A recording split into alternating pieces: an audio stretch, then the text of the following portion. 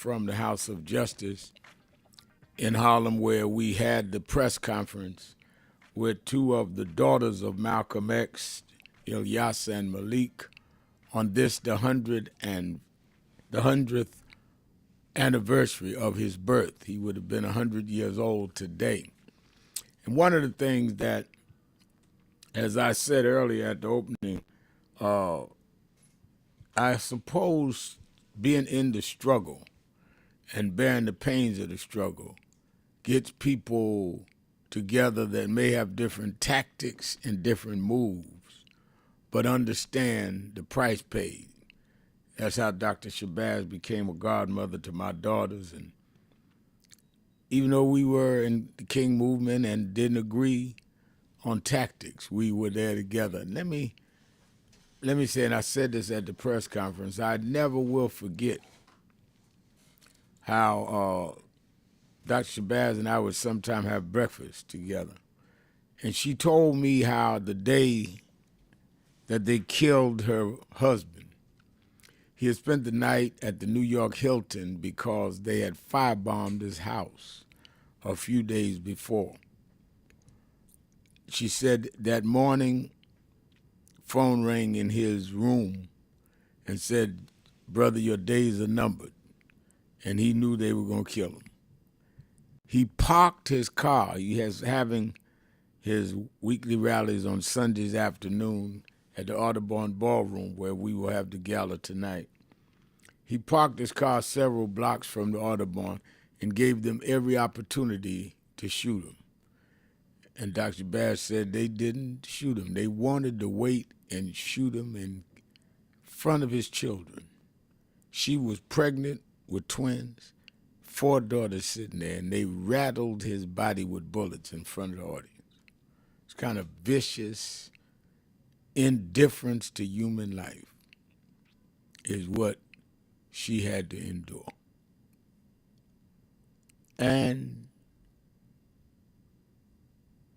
we need to know what involvement NYPD and others had, as now they're releasing some of the findings, some of the investigations, some of the archives on these cases. And Mayor Eric Adams was there with us a few minutes ago and announced he's expediting them releasing this from the city of New York. In that context, look at where we are today, where we have a president that openly will bring in people from South Africa, white Afrikaners, and say that we're going to make them refugees. Not any evidence that shows that they're being treated in any way. They're saying, oh, we're being treated unfair, oh, we're this, oh, we're that. The government of South Africa said that's not true. And he's going to supersede the government of South Africa, who has now been black since 94. I was there as an election observer when the ANC and Nelson Mandela won the election. But they don't mean nothing. I'm going to bring in these 59 white Afrikaners and make them refugees, even though they've suspended refugee status for others.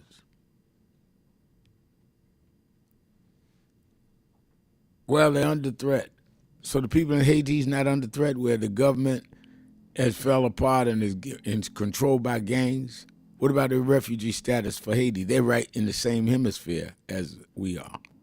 Or what about what's going on in Chad, Mali, Sudan, since you're interested in Africa?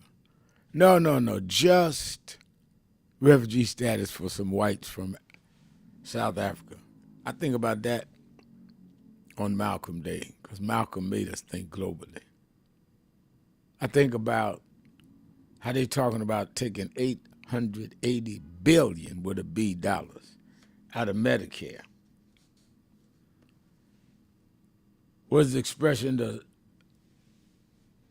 we need to deal with on the issues that affect us. So let's talk about it. It's Hot Button Monday, 1-877-532-5797, 1-877-532-5797.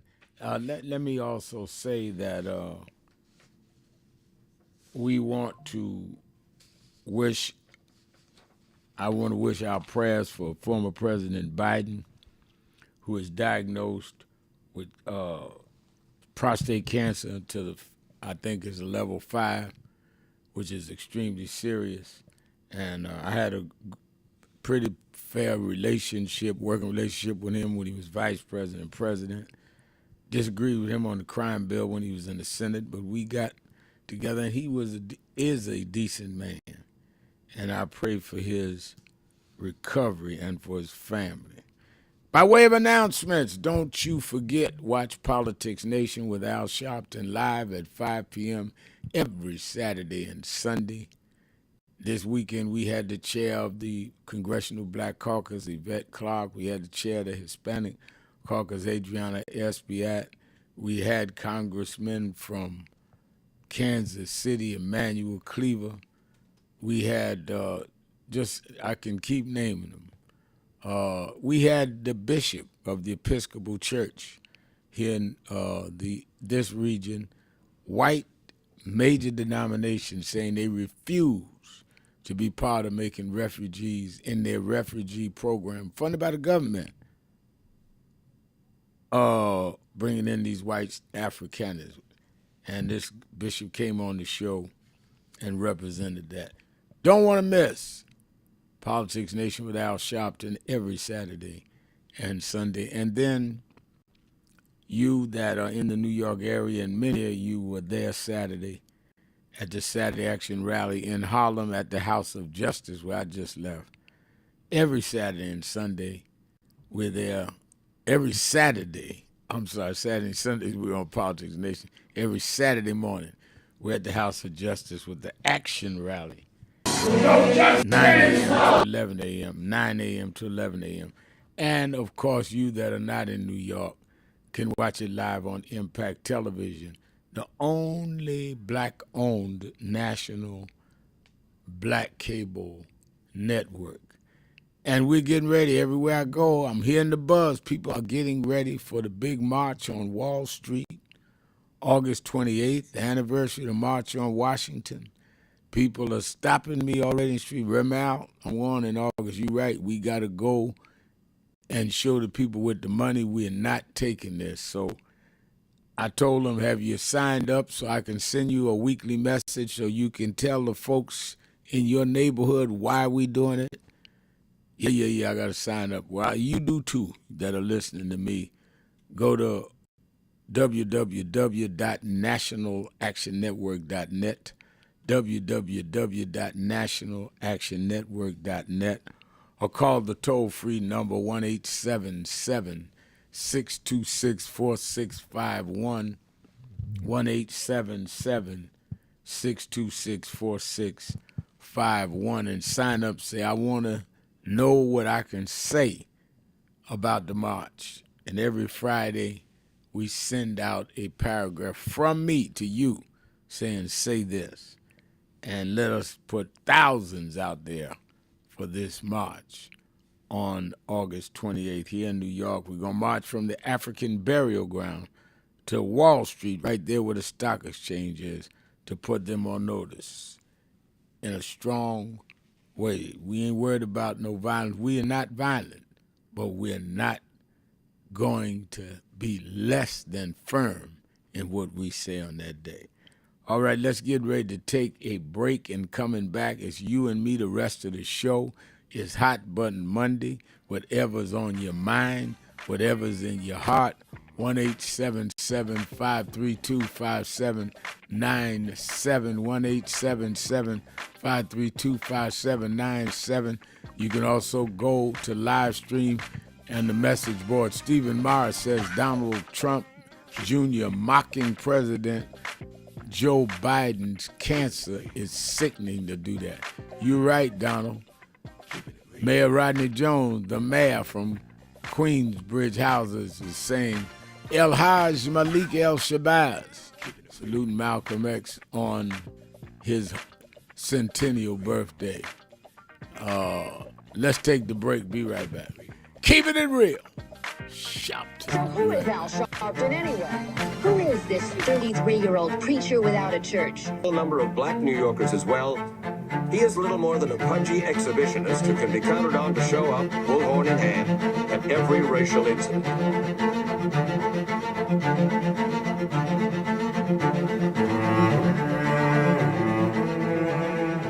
I often quote Mark Twain saying, the two most important moments in life is the moment you are born and the moment you find out why you were born. I had a very troubling conversation the other day that prompted me to do this little video. Young man that I've known a while came to me and he was crushed. I mean, really crushed, because people were criticizing his work. He's in the ministry, but he's also an actor. And he said he couldn't understand why people were jumping all over, criticizing him, trying to find scandalous and derogatory things about him. And I told him, I said, you know, you very young. You don't know the road I've traveled. They call me everything but a child of God. A blabbermouth, a loudmouth, too flamboyant, an agitator, a racist, and I had to learn. Yeah, right. I was not defined by how others saw me. I was defined by how I saw myself and whether I was being true to myself. Some of you watching this don't like me. And it doesn't matter as long as I know what I'm doing. And I like me for being real. So I'm doing this video to say to you, whoever you are and whatever you do, you may not be in ministry or social justice, none of this stuff, but don't live your life worried about opposition or people that don't like you. You can turn that around. Use me as an example. The same people that call me a scam artist, a con artist, a sellout, or racial hustler and all, I kept going. And the people I respected started respecting and publicly embracing my work. When Coretta Scott King, the widow of Dr. Martin Luther King Jr., had this to say about Al Sharpton. A leader who has protested injustice with a passionate, unrelenting commitment to nonviolent action in the spirit and tradition of Martin Luther King Jr. And I am talking about your leader, our leader, the Reverend Al Sharpton. The other thing that hasn't changed is the National Action Network's commitment to fight injustice and inequality here in New York City and across America. And that's not only a testament to Reverend Sharpton, it's a testament to all of you who are here tonight. First and foremost, to Reverend Sharpton. I saw him when he first came on the scene, and I have marveled at his tenacity, at the development of his intellect, and his devotion to our movement, and much he has contributed to the world we are experiencing. I am honored, and I must say that when I had my debate with Dr. King on the issue of the church and religion, he didn't warn me that after his departure, his space would be filled by another preacher, and that preacher would be Al Sharpton. All you want in life is people that matter to you to say you did all right. And more important, that you can look in the mirror and say you did all right. Thank you, Rev. Thanks for that introduction. Look, we've known each other for a long time. I'm grateful not only for your leadership and partnership, but quite frankly, more importantly, for your friendship. And thanks to all of you, members of our nation's most important civil rights organization. You have been, over all of your years, such an extraordinary leader. You are a voice of truth, a voice of conscience, a voice of practicality around what we must address and what we can do. And I thank you so much for your friendship. I remember that most of the youth around Al's age, he was about 12, wanted to be like Connie Hawkins, a great basketball player, legend, or Earl the Pearl, or Clyde Frazier. Al wanted to be like Adam Powell, a powerful preacher with a social justice gospel. He was very close to, at that time, to Reverend William Augustus Jones, powerful preacher and social justice advocate, and Reverend Gardner Taylor State right down the street, and Bishop Washington, whose church he came from, and Reverend Sandy Ray. He wanted to be like these giant preachers. He wanted them to have the edge, however, of the King's social justice dimension. He wanted to be like them. Now he's one of them. Perhaps taller than most of them because of the risks he has taken and the reward God has given him with his gift. I remember so well that I first escorted him to jail. He was around 13 years old, with the jail fighting the ANP. He was in the lineage of our struggle. He grew up in it. We didn't just see him on TV one night. He didn't happen. He came bottom up, not top down.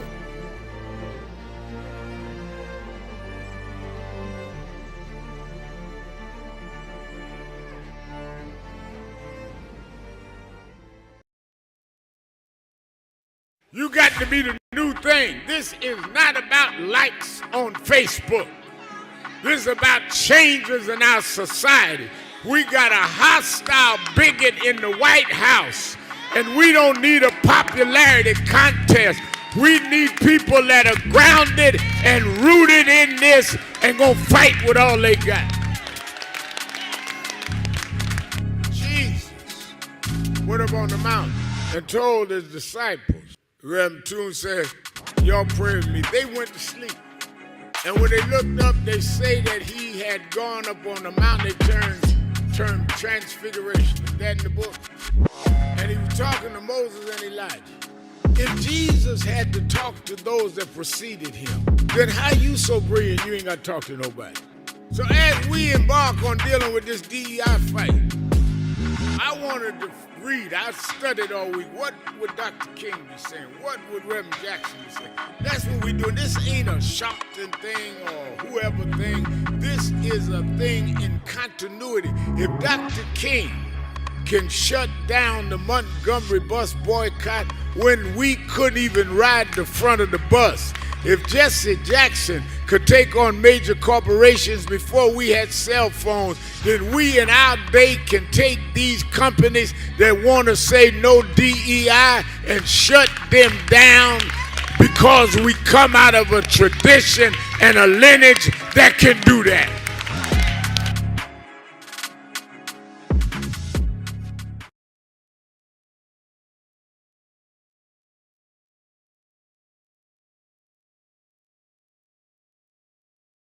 Thank you for joining us for Weekdays Live with Reverend Al Sharpton. Take the time to share this broadcast right now. Tell your friends it's time to keep it real with Reverend Al. Comment your questions now in the chat or call Reverend Al Sharpton directly on air at 877-532-5797. Now stay tuned for Reverend Al.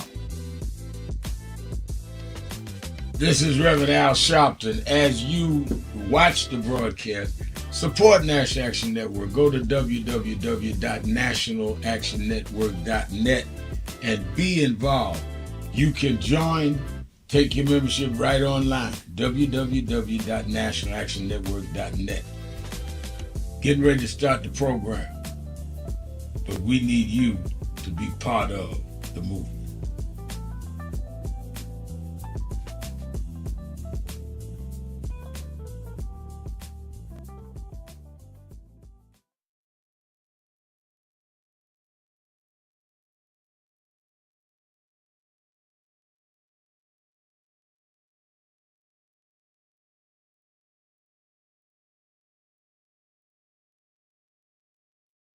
This understanding of building upon the foundation left by previous generations. But I think you've mastered that, Rev. You've mastered building upon it, but also getting the current generation to understand the importance of when you accept of the time, to whom much is given, much is not only required, but much is expected. And you do it yourself. That's why most of the people on our national staff here at National Action Network is under 40 years old. You just turned 41. Most of them. Because I believe in trying to nurture and give young people a chance, because that's what you should do. And they're going to make mistakes. I make them. But then, at the same time, they got to respect those that went ahead that laid the path that they walking down. Otherwise, don't nobody, I said one Saturday morning at Raleigh, don't nobody urinate or piss on the tree roots but a stray dog. Because your roots is what is permanent. Your branches go with the seasons. Your leaves go with the season. The roots don't change. You judge the tree by the roots, not by the branches. We're all branches from trees that were grounded, planted. I'm your host, Reverend Al Sharpton, Hot Button Monday. Let's go to the phones and to the message page. O.G. Kelly's right. Trump came back from the Middle East with business deals and no peace agreements between Israel and Hamas, and he lifted the sanctions off Syria, which is questionable.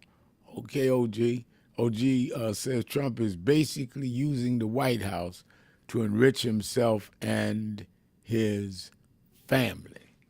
All right, let's go to the phones. Let's start in Philadelphia today with WURD Word with Jacob. Jacob, you're keeping it real with Al Sharpton on Hot Button Monday. Peace be unto you, Reverend Sharpton. And, it's funny how, it's a blessing. Through all this, somebody said, still we rise. Yeah. I believe here in Philly, ain't no stopping us now, man. Coming from Philly, WURD. We ain't stopping. We gonna keep towards that mark. We ain't forgetting it. But the prayers is with President Biden, and I pray that God make it easy on his family, he and his family. Because we know, Reverend Al, God's will gonna be done. That's right. On earth as it is in heaven. So, and as a Muslim, in the Holy Quran, God tells us that He is the one who gives life. He is the one who gives death, and He's the one that's going to give. I see, right, Rev. And I know that Joe Biden, President Biden, is a good Catholic man, and I know he has that in his soul, because every one of us got an expiration day, don't we, Rev? Everybody got one. But see, yes, sir. But while we're praying, I pray that we listen carefully to that last speech he gave, we the people of the United States of America, in that Oval Office, where he reminded and told us that these people are trying to end our democracy, kill our republic, and take the American freedoms that every citizen is supposed to be endowed with by their creator. So, we always recognize people, and God be on, peace be on Malcolm X. A man gave his life. We had so many martyrs among us, Reverend Sharpton, that we don't even need no more martyrs, But these men gave their lives to the cause of uplifting human beings, humanity. Yes, sir. So, again, and look, I know you proud. I know you hear it all the time that we want to be soldiers in the army of the Lord. We want to be boots on the ground, right, Rev? Got to be boots on the ground. Thank you for your call. And you are so right about President Biden. Very religious man. I know I said last night on Politics Nation that I would do my show 5 to 6 on weekends, and it was nothing for about 6:30. He'd call me and tell me something that he saw on the show or something he wanted to give me some information. And he would always say, I just left Mass, because he usually call me after Mass. And he went to Mass just about every day. This man believed in that. And I think he was a consequential president, and I wish him to go through this battle and come out victorious. He's a fighter. We are joined by someone who also knows President Joe Biden. He is, of course, Democratic strategist, founder and CEO of Blueprint Strategy, LLC, the one and only Antoine Seawright. How you doing, Antoine? Rev, it's good to be with you on this Monday. Good to be with you. I want to get in a couple of things. We have a lot of callers, but I wanted we had booked you for the show, and then the Biden story popped up. So why don't you give us on the radio your feelings, prayers, thoughts about Joe Biden and Dr. Jill Biden after this announcement that he was suffering with prostate cancer level 5? Well, Rev, I'm thinking about the president because he's my friend. And my dad always says you measure your friendships by those who defend you and advocate for you in your absence. And in spite of the voices and folks out there trying to tear down President Biden, God has a big sense of humor where he shifts the conversation to make certain we uplift and unite behind President Biden in a very tragic situation. As a black man, prostate cancer is usually a topic of conversation for us. My father dealt with it. I know you know so many others who dealt with it. But this time around, we're talking about it from a perspective of Joe Biden, a man who has had his experience returning tragedy into triumph in many ways, from losing his wife to losing his son to having his own sets of challenges. So if there's anyone who can turn tragedy into triumph one more time, I believe it's President Biden. And I know a lot of people are counting him out because of his age. But as my grandparents would often say to me, when people count you out, you always teach them that they do not know how to count. That's been the life, the legacy, and the story of Joe Biden. And I think that's what you will see coming out of this, once again, battle with a horrific disease of cancer. And Reb, this is also a good point to remind folks that it was Joe Biden who launched a multi-million-dollar effort by way of the cancer moonshot That's to right. find a cure for cancer because he thought it was important, not because he was dealing with it per se himself, but because he thought it was important that we deal with it as a country and lead the nation. And it was this president who came along and did away with that. And so when we think about who's fighting for us, who's fighting against us, I think that Joe Biden always rises to the top when we look back in retrospect. Absolutely. I totally agree. Let's take some calls, Antoine. Let's go to Jacob. I'm sorry, go to Elijah. We did Jacob. Let's go to Elijah in Cincinnati, Ohio, the Buzz. Elijah, Good afternoon, Brother Al. good How are you afternoon. today? And Brother Williams, how you feeling? Brother Williams gone. We got on Antoine C right now. Okay, Brother C. Right, I hope you're feeling well as well. I was listening and taking in and of course always enjoying the news you make available, and I fairly often see you on MSNBC, and I commend you for doing a wonderful job and being aware, being abreast, having some age, and being able to use the benefits of wisdom, knowledge, and understanding. I've been asking those questions in my meditation and prayers. How can we come even tighter together in light of the initiating fire, as a symbol that's happening in Burkina Faso, Africa, with President Ibrahim Traore. He's doing what the scripture spoke of, that we'll come to a time where we'll recognize who's being the enemy amongst us, and we'll begin to separate. Yeah, now in Burkina Faso, explain to our listeners what's going on, because that's very disturbing and is not getting a lot of media attention. Explain what's going on there, Elijah. Okay, first of all, it not getting media attention is on purpose, of course.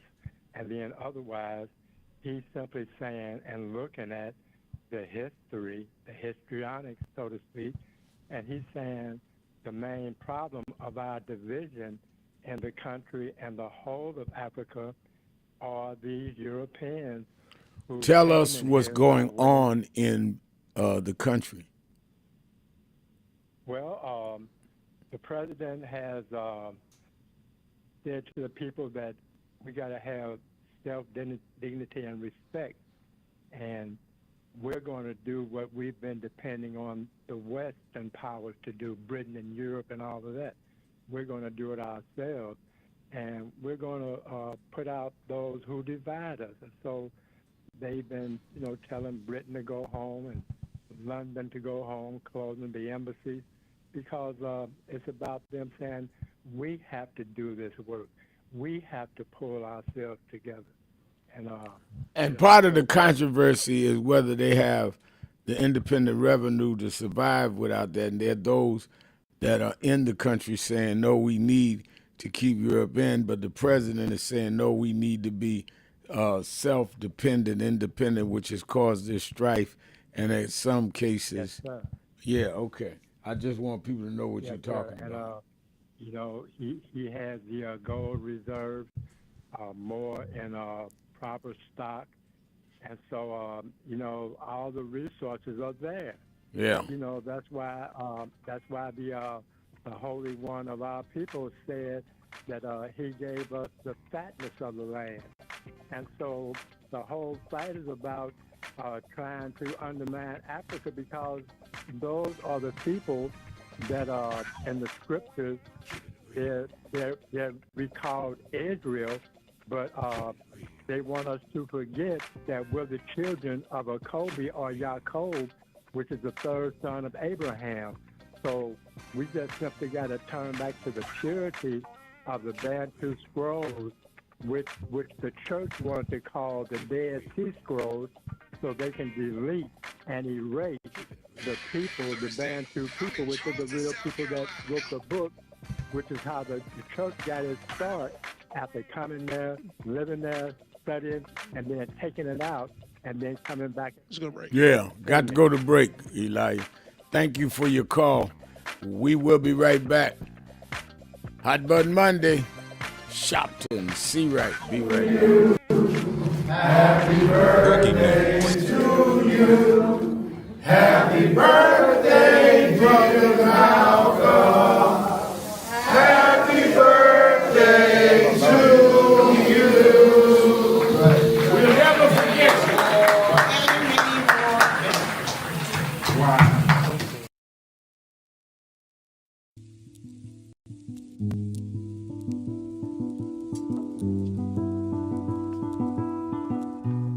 I had a thought this morning that I want to share with you about mentorship.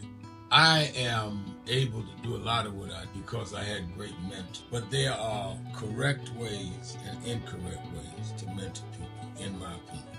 I was mentored as a boy preacher by Bishop F.D. Washington, one of the great Pentecostal preachers of his time.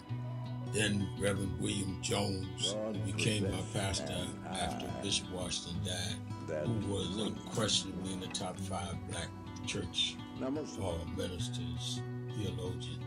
Reverend Jesse Jackson, who I started my activism under his leadership, he and Reverend Jones. And I learned politics directly as a youth director from Shirley Chisholm.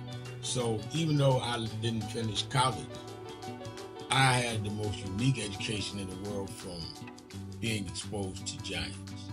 But the one thing I learned is as I grew older and people started coming younger than me and wanted me to teach and mentor them, the magic of the mentors I had is they did not want me to be their clone.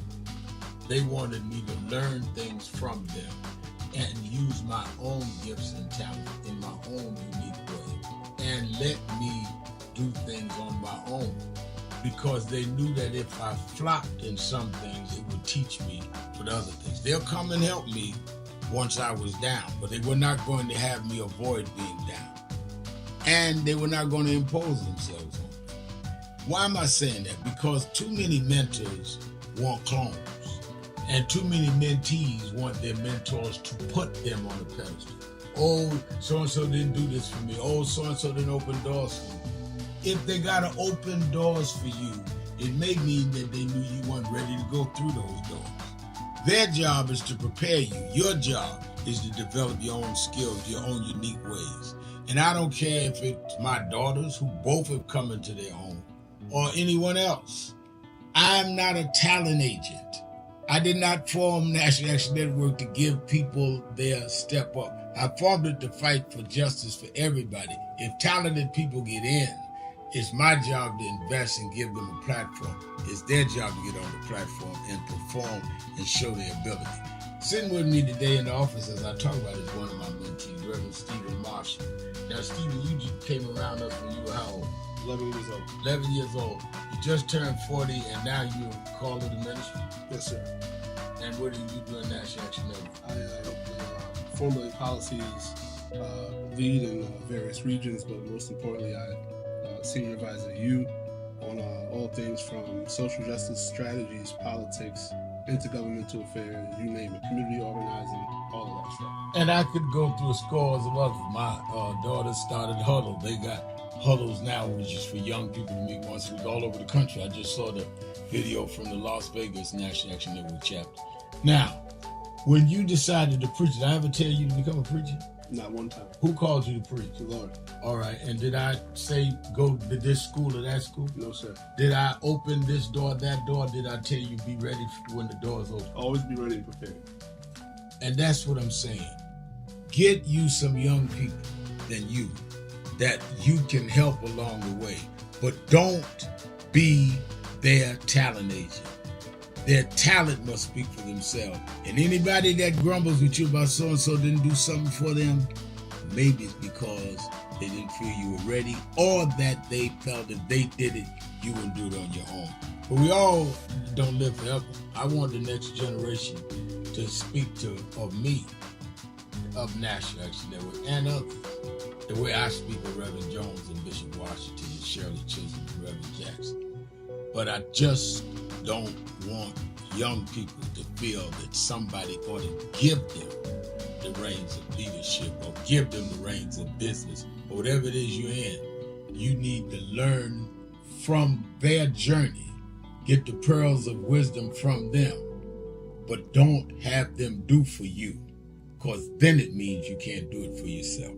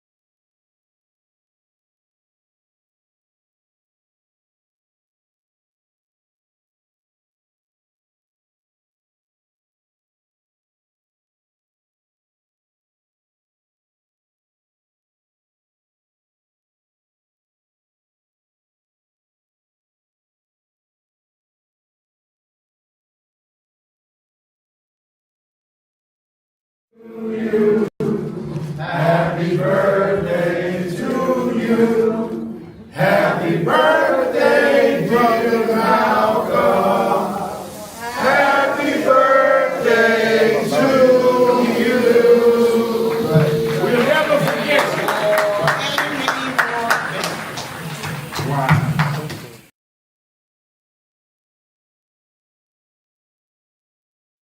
Stop telling yourself you're not confident of what you could do. When people with half your skills and a quarter of your talent have gone on to create big waves in life, if you look at them and you know you're more gifted than them, then what is your problem? You are looking for someone to come and drag you into success. You've got to use what you have, which is, in my judgment, more skillful than others I've known in your area. Use that and believe in that, and your confidence will build up as you get going and start doing. And don't chase the spotlight. Sharpen your skills. Live in your purpose. And you'll get so good the spotlight will be chasing you. Be so good they can't help but talk about you and put the spotlight on you. You don't get your energy from chasing the spotlight. You get your energy by chasing your purpose. The spotlight and other adulation will come with it. Have a great day.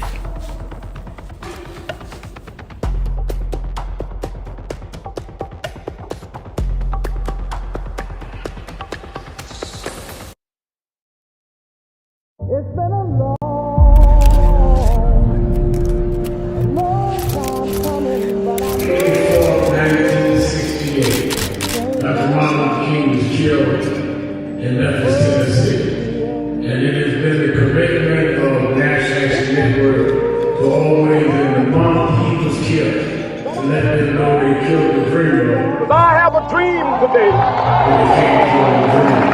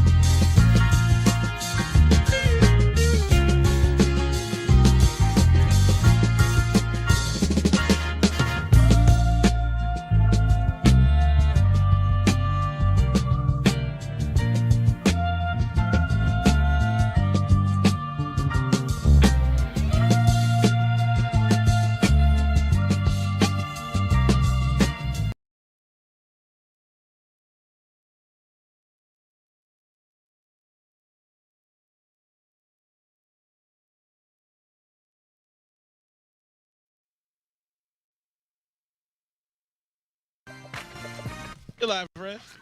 Keeping it real, keeping it real. I'm your host, Reverend Al Sharpton. Antoine Seawright is our co-host. Kendrick Benjamin writing on our message page. Rev, if we survived Bush, we can survive Trump. Well, I agree with that. And I was reading an article about this whole question of where they're dealing with this so-called big, great budget that Trump is proposing. And it says that Trump's chaos is in the details. While headlines are spotlighting Trump's tariffs and culture wars, the deeper crisis lies just beneath the surface, like the firing of 80,000 VA employees, Veteran Affairs employees, freezing $2.2 billion in medical research grants, gutting the Department of Justice civil rights investigation, and eliminating TRIO programs that helped millions have access to college since '64, and the list goes on. And the article, "The Devil's in the Details," and it's by Antoine Seawright. Antoine, elaborate on your article, because I think that they are throwing so much. It's like jam. What's the term? Steve Bannon used. Just keep jamming I'm trying to remember his slogan, but He called it flood the zone, Rev. flood the zone. That's right. So keep so much coming at you, flood the zone. You won't ever stop and realize all of what is being to you and to us. So I love this article that you submitted about the details. Go into that a little bit. Well, Rev, one of the most important things we can do is be able to identify the lyrics and not get caught up on the noise. The noise is the things that the Trump administration and his allies wants us to chase in the news. But behind the scenes, they're doing things that is ripping the fabric away from who we are as Americans. And America is experiencing lumps in her carpet because they're sweeping so many things on the rug, chasing the big things that are on top of the rug. For example, when you tell the FDA to no longer do food inspections at restaurants and farms to make certain that we're getting the proper regulated food, that's a problem. When you talk about the largest cut in SNAP benefits in the history of this country. That's a problem. When you talk about the largest health care cut for health care benefits in this country, that's a problem because, you know, it impacts everyone. When you talk about salmonella, when you talk about Department of Education closing, and you talk about, I list a buffet of items in the article, Rev, that the American news cycle is not even discussing. That's why this show is important. I was going to find a way to wiggle it in yesterday on your show because I think it's important because, as I often said on this program and other places, when America has a cough, Black America has the flu. When it's raining in America, it's flooding in Black America. And so these things will have double, triple generational impact on our community if we're not talking about them and framing it in a real way. And then secondly, Rev, if we're not framing how we fight back against these things to provide an answer, we're going to be even in more trouble than we anticipate based on what's happening right now. No doubt about it. Let's go to Sean in New Jersey. Sean, you're keeping it real with Al Sharpton and Antoine Seawright. Yeah, I've been on a whole hour and a half. I hope you give me a chance to. All right, let's go to the next call. Let's go to Rich in Germany. People been on a long time, bro. I got here a half hour late. You can't call with an attitude and expect everybody gonna hear what you got to say.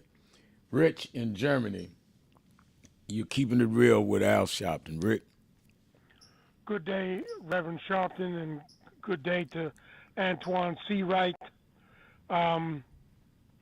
I called you a few days back, and I highlighted the documentary, quasi-documentary, Kiss the Ground.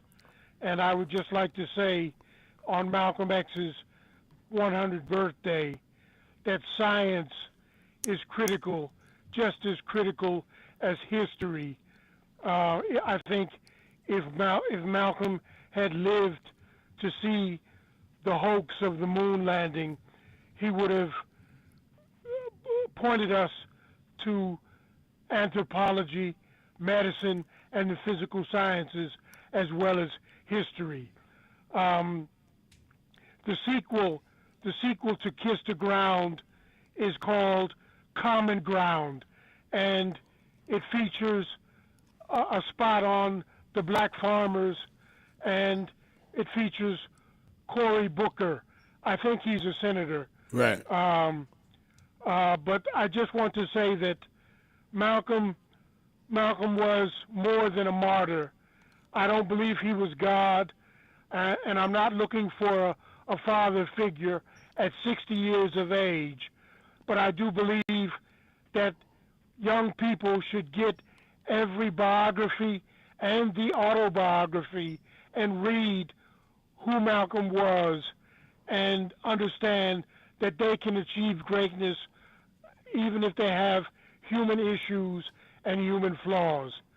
I'm done, fellas. Thank you for your call. Now, I think that was appropriate because today being the 100th anniversary of his birth, that's why I said to his daughters, and I've been close to the family, even though I come out of the King side of the movement, to let's do something. They're having the gala tonight at the Audubon Ballroom, which is now the Malcolm and Dr. Betty Shabazz Center, but it is the place where he was killed, and they turned it into a center.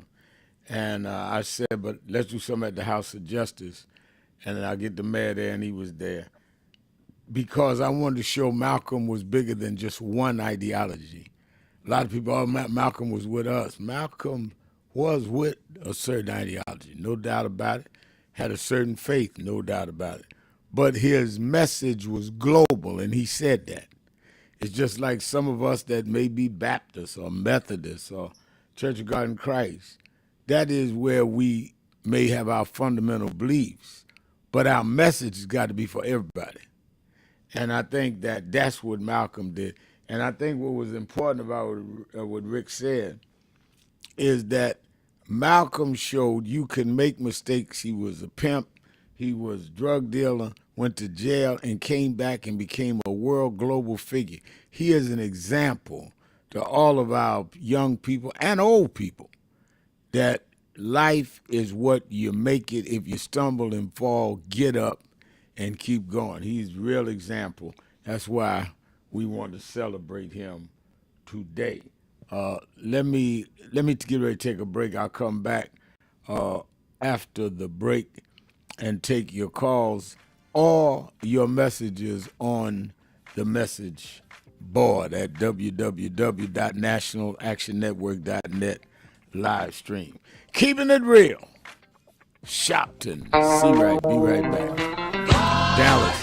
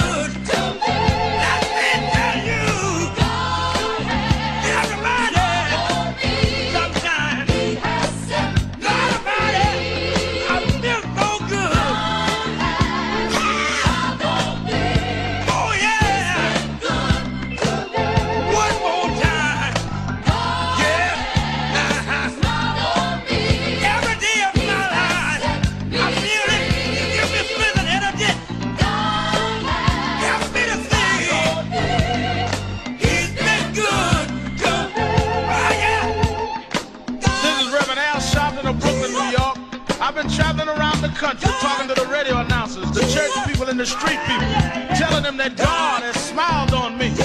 God has smiled on you if you got breath in your body. If he woke you up this morning and started you on your way. But I want to tell you some stories of people that God smiled on. We know the story of Dr. Martin Luther King, how he started way back in Montgomery, Alabama in 1955, trying just to get dignity, trying to get respect. And he went all the way to the mountaintop. But he didn't forget about the brothers in the valley. He didn't forget about those trapped in the alley. And I hear Brother Martin King say, God has smiled on me. He's been good to me. Let me tell you, God has smiled on me. It's been so good to me. Then I see as Dr. King went on, another man stepping to the forefront by the name of John F. Kennedy, who rose up and said, let's not stand back. Let's not wait for a handout. Let's wait for a way out. He said, ask not what your country can do for you, but what you can do for your country. He said, don't us gravel and don't us moan, because God doesn't smile on us. Let me say it. God has smiled on me. He has set me free. Let me say it. God has smiled on me. One more time. I want to say real song. I'll say God has smiled on me. He has set me free. Pick it up. God has smiled on me. I feel it. Then I went on backstage at the Apollo Theater and I saw a man come out. They call him the King of Soul, James Brown. And James Brown said, Reverend, don't you worry. I started out as a shoe shine boy. I started out as a convict. I started out uneducated. But I learned to sing my song. And I sung it all over the world. I told him it was a man's world. I told him about the big payback. I told him Papa got a brand new bag. And all over the world, they can hear my voice. But Reverend, don't you frown. Don't you bow your head. Tell him what you told me, Brother Brown. I said, now God has smiled on me. He has set me free. Yeah. He has set me free. God smiled on me. It's been so good to me. Then I went home and I told my mother what Brown told me. And she said, son, even though we don't have much, we don't need relief. All we need is belief. And she said, he didn't tell you no lie, because the Lord will take care of you. God sits high, but he looks down low. And every time you get discouraged, every time you're burning down, all you have to do is think of the things that God made a way for you and look toward the heavens. Lift your eyes to the hills and say, God, God, God, don't smile on me. Now then the God has smiled on me. He has set me free. God has smiled on me. And that has been so good to me. Yes, he has. I say, God smile on me. He has set me free. And I know all over the country, smile on we need jobs. We need a way to make it. We need help. We need jobs. We need a way to make some money to feed our families and raise our bread. We need a way to survive, so we don't need crime as a survival kit. We just need a little bit. But don't give the hope up. Don't lose the faith, because God will smile on you. God will give you the strength. God will make a way for you. Adam Great Power said, keep the faith. Keep the faith, baby. I hear Robert Kennedy saying that it's not the dream of, but it's the dream that'll live on forever. Just know that God will smile on you. Dr. King had a dream. Dr. King said, I went to the mountaintop, but I didn't stop there. I looked over and saw the promised land. I hear Brother Malcolm saying, don't sit on the stoop. Stand up and be a man. Respect yourself. Be somebody. Then I hear the brothers in the Hispanic community say, I'm going to stand up and be a man. I'm going to do the best I can.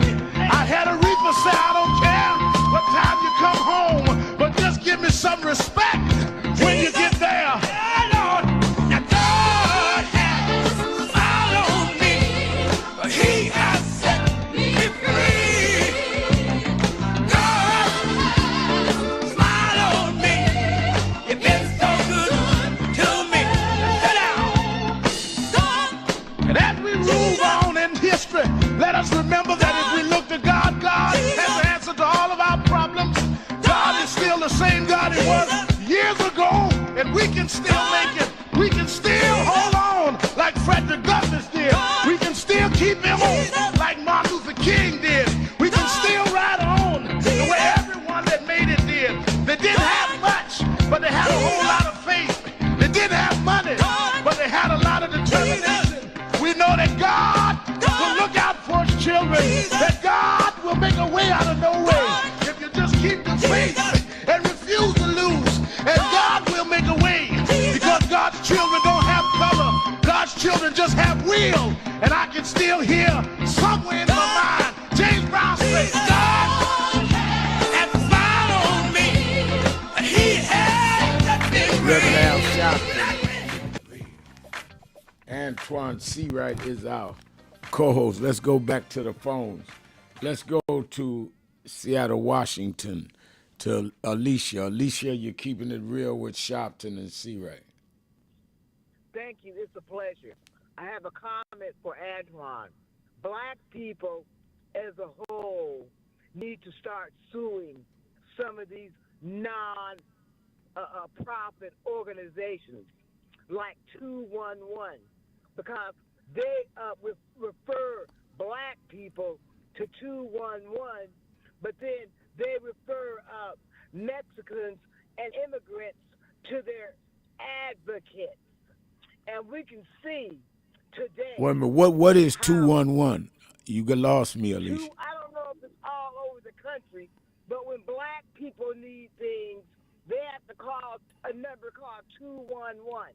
But how do they know, wait a minute, if they're making a call for help, how do they know how to tell black people one number and Mexicans another? How do they know how to do that? Because for one thing, they know black people's voices. Yeah, but you already made the call. You've already made the call if you heard the voice. If you know, if you hear my voice, I've already made the call. So how do they tell me before I make the call to call 211 and tell the Mexican before he makes the call to call somewhere else? How does that happen? Because the Mexicans have priority. But how do they know that? All right, when you figure it out, call me back.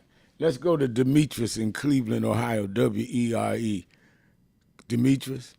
Yeah, thank you, Reverend Sharpton. Good morning, afternoon to you too, and Mr. Seawright as well. concerned 100th birthday of Malcolm X. I believe if Malcolm X was still alive, he would speak about those who support Donald Trump and others who against their own will, because he believed in black people respecting themselves and don't think themselves inferior, and trying to blend in when the oppressor don't really want them to blend in. We have people who support someone, who want to take away their voting rights, want to take away their education, want to take away their medical benefits, want to take away the opportunities to move up, on their jobs, have equal employment. That's some people who don't have no self-esteem who support a president or any party that got to do that. And also, I believe he would speak out about, the self-destruction, sometimes among black people, when they jealousy, amongst the black race, or when they oppress their own people, it's all right to work for the government, but if the government is unfairly incarcerating your own people, is unfairly discriminating against them or profiling them, if a person is a policeman, if he's a government worker, he has to make a stand on it. Because any other race in this country, they don't do that to their own people. Otherwise, it's essential for African Americans to respect their own race, just like other groups of people do, and come together. You can't sell out your own people for a job. You can't sell out your own people because they're doing better. You have to look at the overall picture. I believe if Malcolm X was alive, he'll bring attention to that. He also bring attention to what's going on in Africa. They say we're Bikini South, South, with Abraham, the president there. Some of the African nations turn on him because the pressure put on them from France and some of the other colonial powers. It goes back to respecting your own people. Like they respect the European Union, the African nations have to respect their own people and don't sell out someone who's trying to make his nation independent. So it won't be under the ways of the World Bank. They can have their own money. What Muammar Gaddafi was trying to do when he was president of the African Unity in Africa. So as a people, we have to unite. We can't, sell our own people for money for our own benefits, and we have to speak out against those who pulling the strings behind the curtain. Because really, the main goal is to keep the poor, keep the oppressed, keep them less educated, so those having power can stay in power. And those who play along with that, really, they walking with their enemy to those who deserve equal opportunities, deserve to live equally as any other group of people. And lastly, I'd like to say, when it comes to with the Voice of America, Donald Trump will get rid of Voice of America and PBS. That's all is a scheme to keep people from becoming educated, just to have a one source of news, the news he want to put out here. Because some people can't afford cable, some people can't afford to get internet. So only news they would have is what they're approved by the government. And he wanted to control the news media, have a one-sided so-called dictatorship. On information you would have is from the government, like in other countries that's ran by a dictator or by oppressive regimes. So, it's important that we keep PBS independent. And if it does receive government funds, it's supposed to. Because Demetrius, let me throw this to Antoine. There's been an active effort to intimidate the media by going after NPR, going after, they have cases pending with CBS and Comcast, talking about they were too political. And I think this is a blatant politicization of the media to say, well, we better not do this, that, or the other because we got problems out of the Trump administration. I think this is political. Antoine? Yeah, there's no doubt it's political, Red, but I think what people may not understand about these moments, or this moment in particular, it's more long-term than it is short. because everything they're doing right now is setting a precedent for the future. They are planning, whether they say it out loud or not, is for this administration and days ahead of days after this administration. And once you set precedent in this country, it's always customary to have a reason or a need to repeat precedent if need be. And I think that's what a lot of people are missing about this moment and all these moments that are forming up and shaping up, including Trump taking on the court and pressing the button on the Constitution. Exactly right. RT in St. Louis, you're keeping it real with Al Sharpton. RT. Thank you for taking my call, Reverend Sharpton. I was thinking about the young lady, I call her young lady, who was a member of NAN, who was gunned down, or she was caught in the crossfire. And the attorney, Austin, she said that more than 50% of the gun violence in this country involves black males. And so what I was thinking, Reverend who Sharpton, said this? I think Attorney Jennifer Austin said that more than 50% of the homicides in this country involve black males. That's what she said a couple of weeks ago.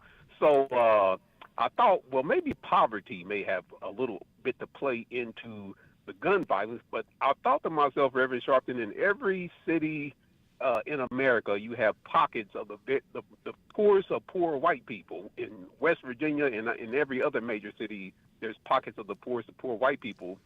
But you don't find too many white males, even in these poor sections, gunning each other down at the rate that we do in our communities. And I had a black woman, she tried to argue with me. She said, yeah, white males, young white males are gunning each other down just like black males. You just don't hear about it. And I'm thinking, if you don't hear about it, then where are you getting your information from? Right. You know. Right. But I think a part of plays into our young people gunning each other down is the music that they listen to. Because I had a young lady get in my car. She's 26, and I took her to the store, and so she grabs my phone and types in her favorite music artist into my phone so it can come through the speakers.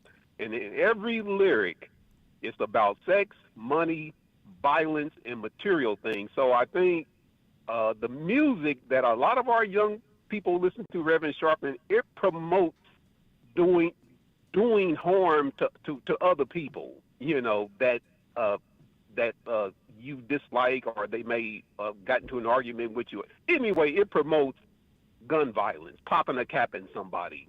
And I think, you know, I wish our young people would get away from that type of music, because people like me and you, when we came up, 99% of black artists in the 70s and 80s, all they wrote about was love and affection. Blue Magic, right. Earth, Wind and Fire, the Commodores. You know what I'm saying? That's right. So music is playing a part in the destruction, particularly and we had a lot of political may be too strong a term, a lot of self-appreciation stuff, like Aretha singing Respect or James Brown singing Black and Proud. So I've long been an advocate of this, RT, of saying that we need to clean up the music, because what you are relaxed to will become part of your consciousness. I mean, if I were to get biblical, when Nebuchadnezzar wanted to change the culture, he had them develop a music and say, when you hear the music, you bow to my false gods. And that's what they're doing. And I've confronted a lot of the rappers on this, some of who have been my friends, some who grew up under me in the movement, and said, why do you talk about shoot him up, bang, bang? Why do you talk about being a gangster and a thug? And why do you call yourselves the N-word and your women H's and B's? You're not allowed to do that in any other community. Oh, no, man, I'd say what's come to my mind. I said, well, go in the studio and cut a record against Irish folk and see if they put it out. Or go in there and call people that are Jewish a name or gay a name. Oh, yeah, you're right, they won't put it out. So why do you think they permit you calling yourselves the N-word? I mean, you can't be that stupid. Rev, can I just add a little generational flavor to this part of the conversation? Yeah. I would also say that we need to make certain that we clean up the misinformation and disinformation online not being targeted by our rappers per se, but by some of these outside groups and influences that are infiltrating our communities, pitting us against each other, creating chaos, confusion, but also influencing our political decisions, because that is one of the biggest threats we face in the past 2 election cycles with Russia, China, Iran, North Korea, and the MAGA extremists online with their surround and drown effort. And I think both of those things can run parallel as we try to clean up.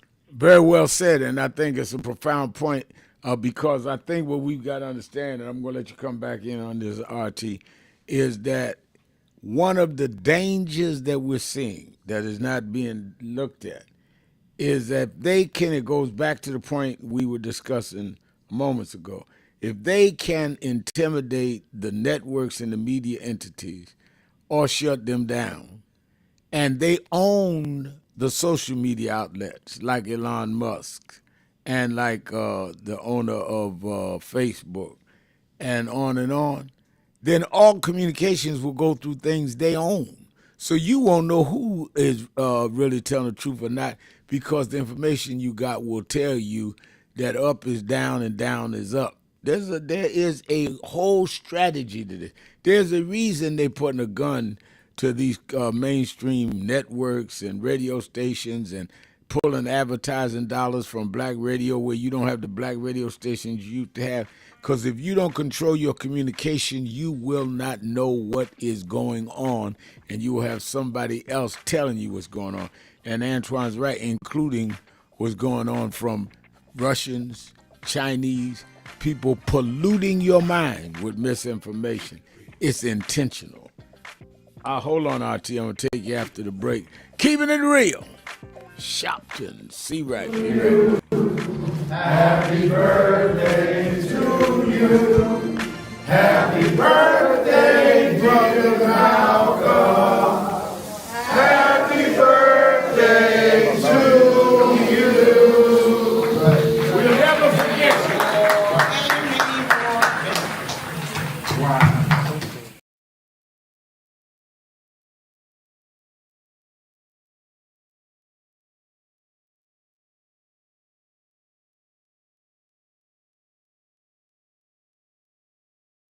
One year ago and change, 67 weeks ago, we started marching every Thursday, am I right, on the offices of Bill Ackman. Bill Ackman was the architect of ending DEI, which is diversity, equity, and inclusion. He started it.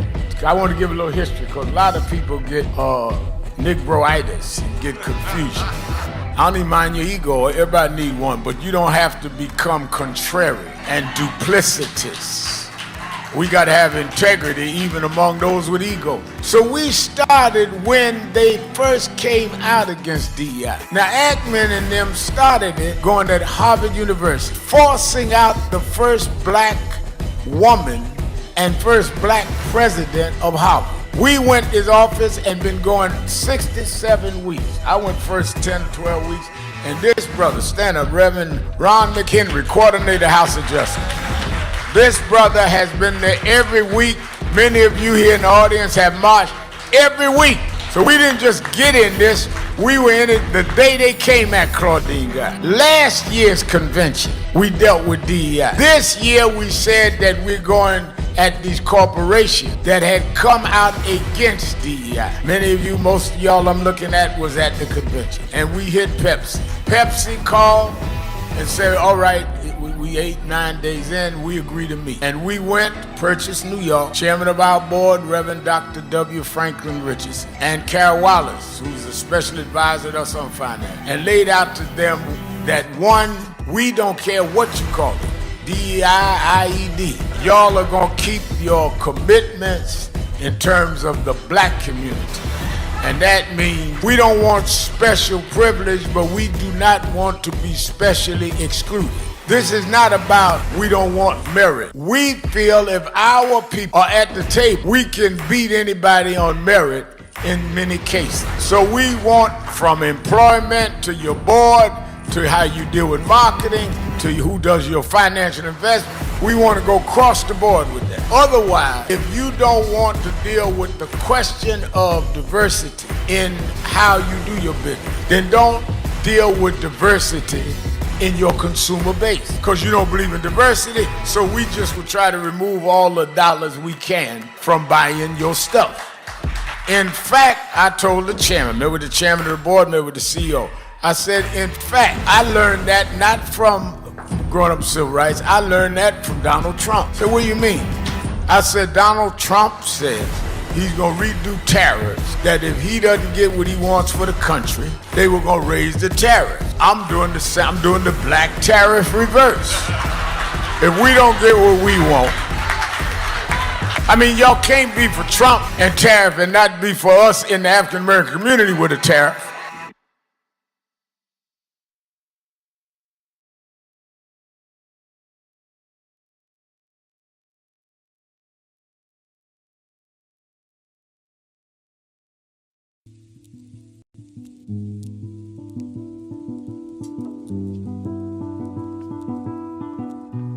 I had a thought this morning that I wanted to share with you about mentorship. I am able to do a lot of what I do because I had great mentors, but there are correct ways and incorrect ways to mentor people, in my opinion. I was mentored as a boy preacher by Bishop F.D. Washington, one of the great Pentecostal preachers of his time.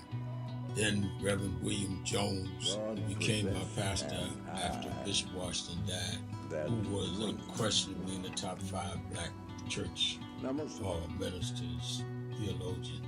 Reverend Jesse Jackson, who I started my activism under his leadership, he and Reverend Jones. And I learned politics directly as a youth director from Shirley Chisholm. So even though I didn't finish college, I had the most unique education in the world from being exposed to giants. But the one thing I learned is as I grew older and people started coming younger than me and wanted me to teach and mentor them, the magic of the mentors I had is they did not want me to be their clone. They wanted me to learn things from them and use my own gifts and talents in my own unique way and let me do things on my own, because they knew that if I flopped in some things, it would teach me for the other things. They'll come and help me once I was down, but they were not going to have me avoid being down. And they were not going to impose themselves on me. Why am I saying that? Because too many mentors want clones.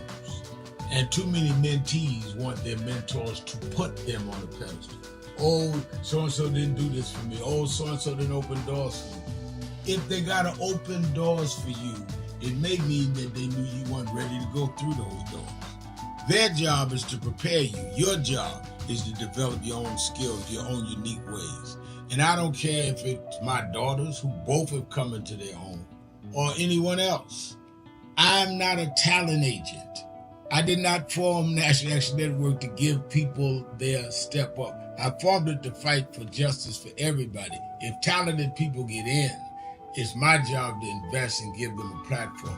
It's their job to get on the platform and perform and show their ability. Sitting with me today in the office as I talk about it is one of my mentees, Reverend Stephen Marshall. Now, Stephen, you just came around us when you were how old? 11 years old. 11 years old. You just turned 40 and now you're called to the ministry? Yes, sir. And what do you do in National Action Network? I help formulate policies, lead in various regions, but most importantly, I senior advisor to you on all things from social justice strategies, politics, intergovernmental affairs, you name it, community organizing, all of that stuff. And I could go through scores of others. My daughters started Huddle. They got Huddles now, which is for young people to meet once a week all over the country. I just saw the video from the Las Vegas National Action Network chapter. Now, when you decided to preach, did I ever tell you to become a preacher? Not one time. Who called you to preach? The Lord. All right. And did I say go to this school or that school? No, sir. Did I open this door, that door? Did I tell you be ready when the doors open? Always be ready and prepared. And that's what I'm saying. Get you some young people than you that you can help along the way. But don't be their talent agent. Their talent must speak for themselves. And anybody that grumbles with you about so-and-so didn't do something for them, maybe it's because they didn't feel you were ready, or that they felt if they did it, you wouldn't do it on your own. But we all don't live forever. I want the next generation to speak of me, of National Action Network, and others, the way I speak of Reverend Jones and Bishop Washington and Shirley Chisholm and Reverend Jackson. But I just don't want young people to feel that somebody ought to give them the reins of leadership or give them the reins of business or whatever it is you're in. You need to learn from their journey, get the pearls of wisdom from them, but don't have them do for you, because then it means you can't do it for yourself. Thank you for joining us for Weekdays Live with Reverend Al Sharpton. Take the time to share this broadcast right now.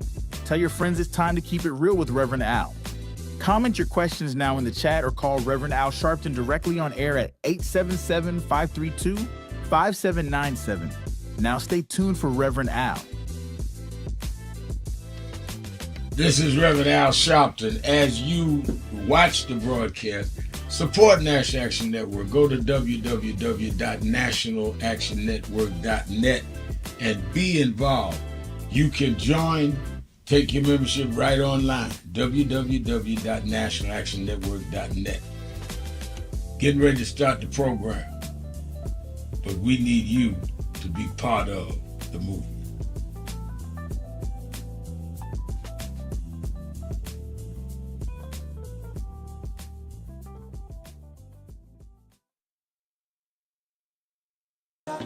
Live from the National Action Network corporate headquarters in New York. There's no side that can justify, to me, killing innocent people. What is it good for? Absolutely nothing.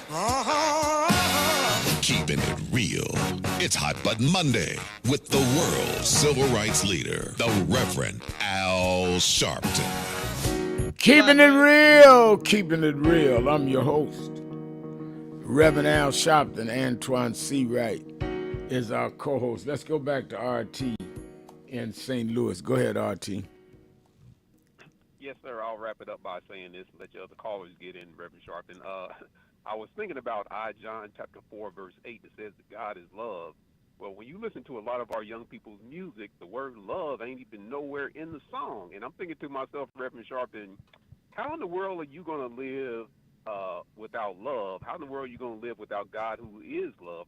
And this is the reason why we have an epidemic of gun violence in one-parent homes in our inner cities amongst our young people, is because they are attempting to live without love and without God who is love. Thanks for taking my call. Very interesting. Thank you for your call.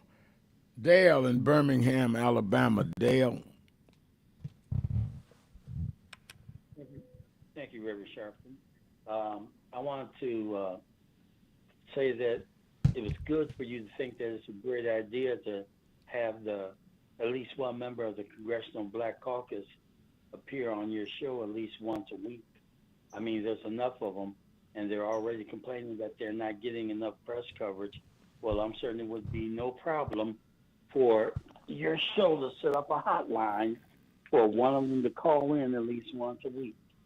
On top of that, the Congressional Black Caucus needs to have a fact-finding mission to see what is going on in Burkina Faso, Mali, and Niger, and see why they separated and formed their own group and formed their own alliance to protect each other, okay, and ended French domination over their country in terms of their currency and in terms of basically their control and having military influence there. They've kicked out the military, they've kicked out their airlines, and all the contracts that they've had with them are under audit and under review.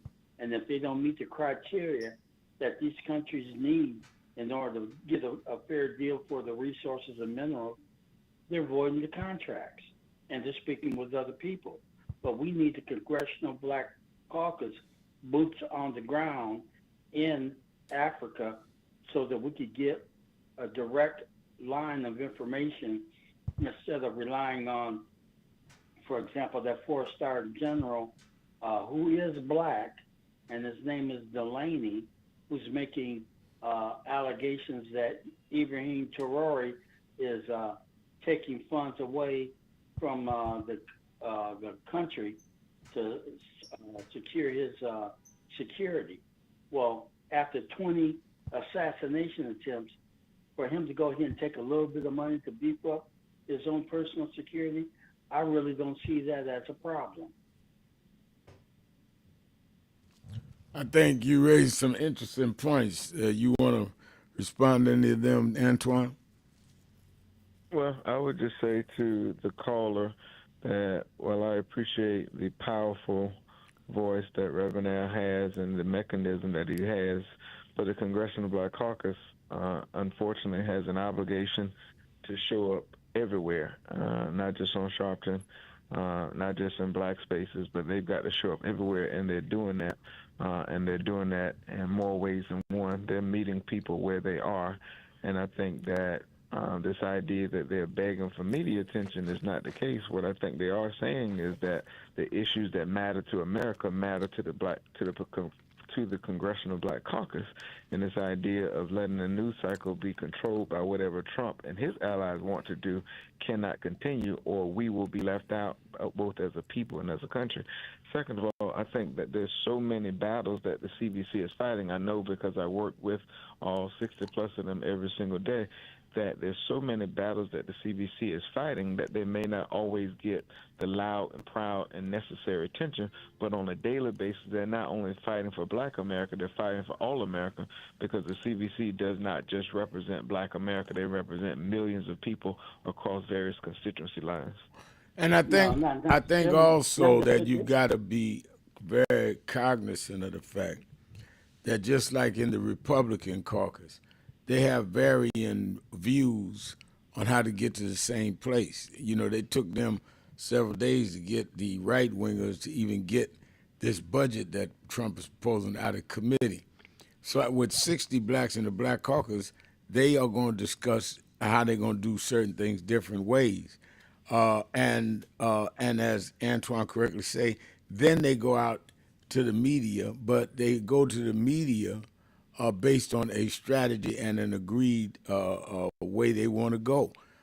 So I think it is easy for me to sit up and placate and say, I'm going to put a caucus member on every week, and I usually do. I had 3 on this weekend. I had Cleaver on, and I had the chair of the caucus on. But the question is, what are you going to, what are they going on for? That's what they're going to ask themselves.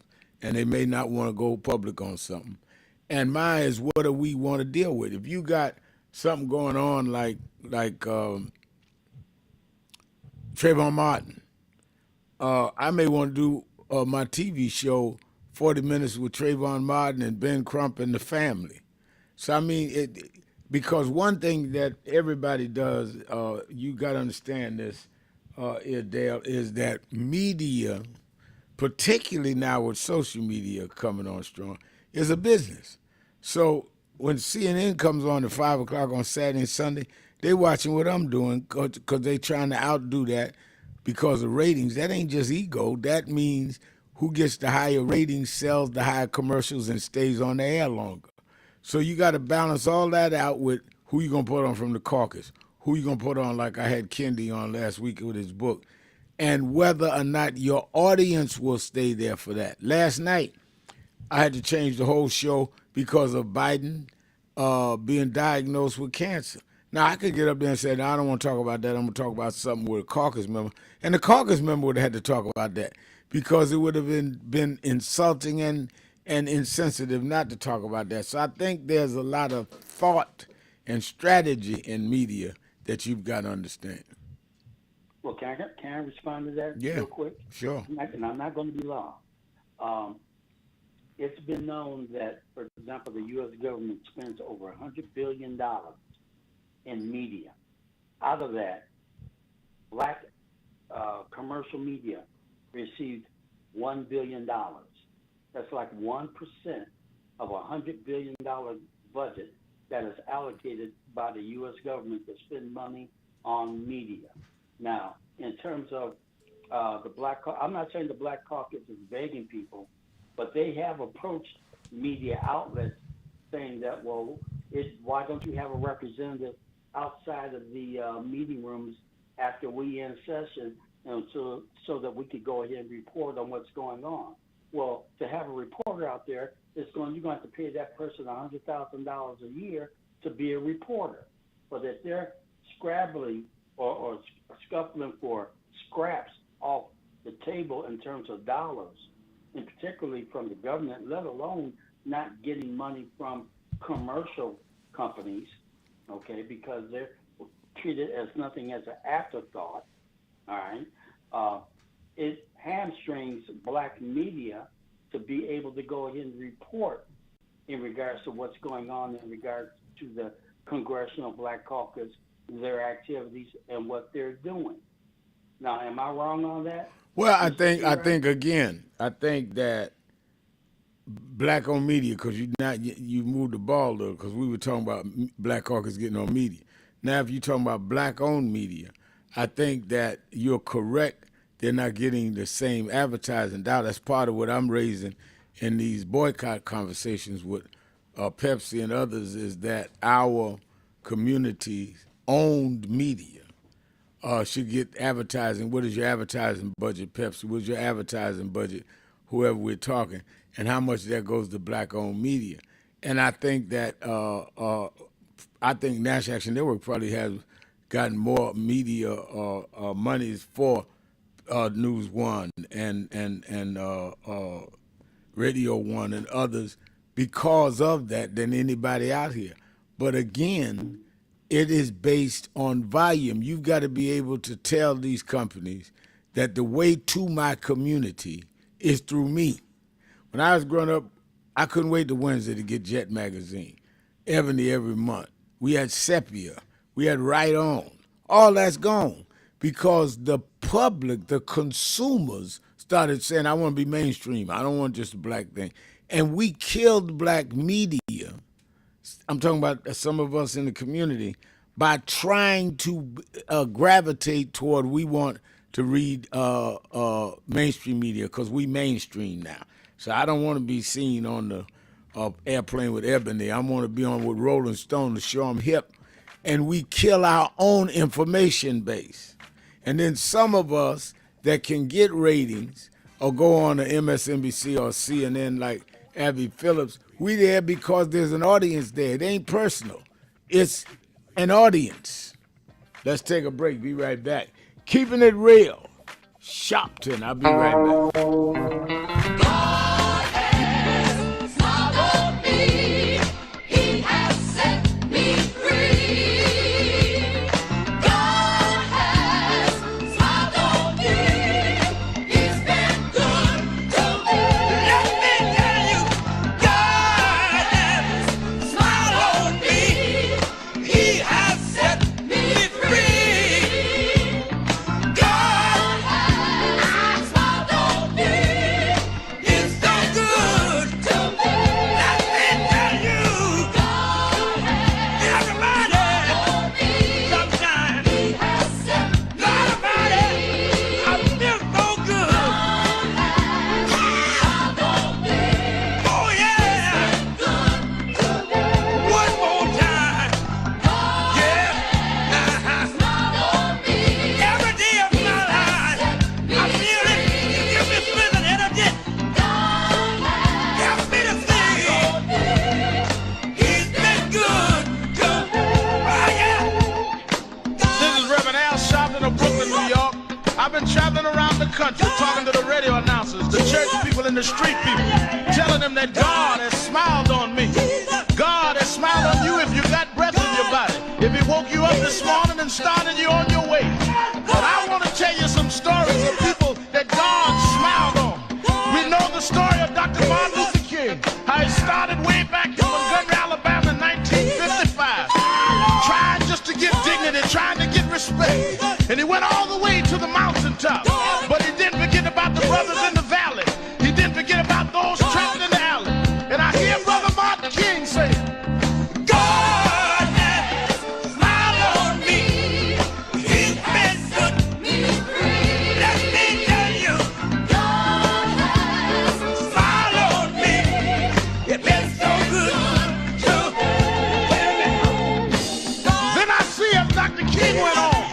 another man stepping to the forefront by the name of John F. Kennedy, who rose up and said, let's not stand back. Let's not wait for a handout. Let's wait for a way out. He said, ask not what your country can do for you, but what you can do for your country. He said, don't us gravel and don't us moan, because God doesn't smile on us. Let me say it. God has smiled on me. He has set me free. Let me say it. God has smiled on me. One more time. I want to say real song. I'll say God has smiled on me. He has set me free. Pick it up. God has smiled on me.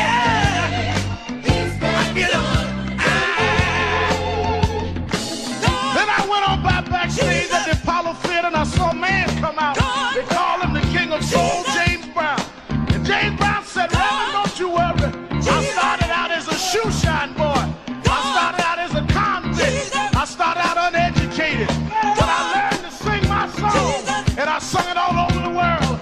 I told him it was a man's world. I told him about the big payback. I told him Papa got a brand new bag. And all over the world, they can hear my voice. But Reverend, don't you frown. Don't you bow your head. Tell him what you told me, Brother Brown. I said, now God has smiled on me. He has set me free. Yeah. He has set me free. God has smiled on me. He's been so good to me. Then I went home and I told my mother what Brown told me. And she said, son, even though we don't have much, we don't need relief. All we need is belief. And she said, he didn't tell you no lie, because the Lord will take care of you. God sits high, but he looks down low. And every time you get discouraged, every time you're burning down, all you have to do is think of the things that God made a way for you and look toward the heavens. Lift your eyes to the hills and say, God, God, God, don't smile on me. Now then, the God has smiled on me. He has set me free. God has smiled on me. And that has been so good to me. Yes, he has. I say, God smiled on me. He has set me free. And I know all over the country, smile on me. We need jobs. We need a way to make it. We need help. We need jobs. We need a way to make some money to feed our families and raise our bread. We need a way to survive, so we don't need crime as a survival kit. We just need a little bit. But don't give the hope up.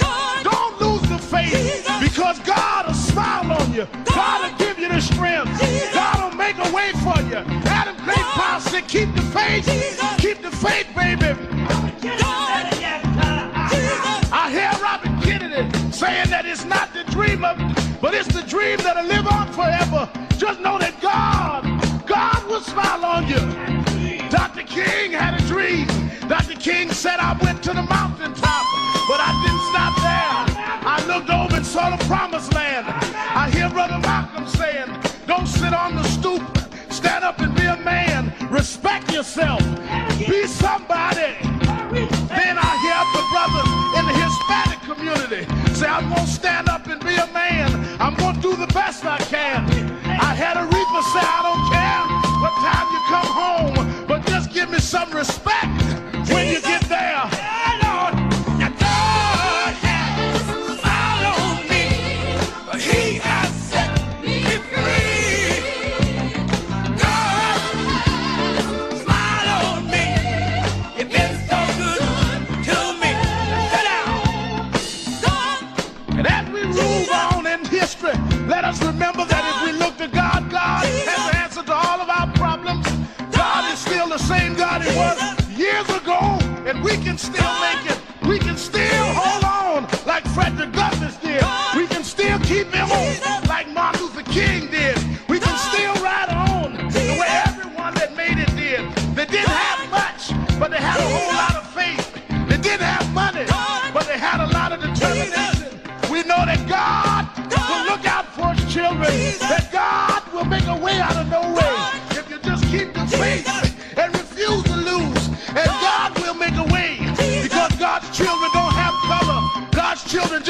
will, and I can still hear somewhere in my mind James Brown say, God has smiled on me. He has let me free. Let me sing here. Yeah, Lord. Yeah, Lord. Yeah, Lord. You got to be the new thing. This is not about likes on Facebook. This is about changes in our society. We got a hostile bigot in the White House, and we don't need a popularity contest. We need people that are grounded and rooted in this and gonna fight with all they got. Jesus went up on the mountain and told his disciples. Reverend Toon said, y'all pray with me. They went to sleep. And when they looked up, they say that he had gone up on the mountain. They termed transfiguration. Is that in the book? And he was talking to Moses and Elijah. If Jesus had to talk to those that preceded him, then how you so brilliant you ain't got to talk to nobody? So as we embark on dealing with this DEI fight, I wanted to read, I studied all week, what would Dr. King be saying? What would Reverend Jackson be saying? That's what we're doing. This ain't a Sharpton thing or whoever thing. This is a thing in continuity. If Dr. King can shut down the Montgomery bus boycott when we couldn't even ride the front of the bus, if Jesse Jackson could take on major corporations before we had cell phones, then we in our day can take these companies that want to say no DEI and shut them down because we come out of a tradition and a lineage that can do that.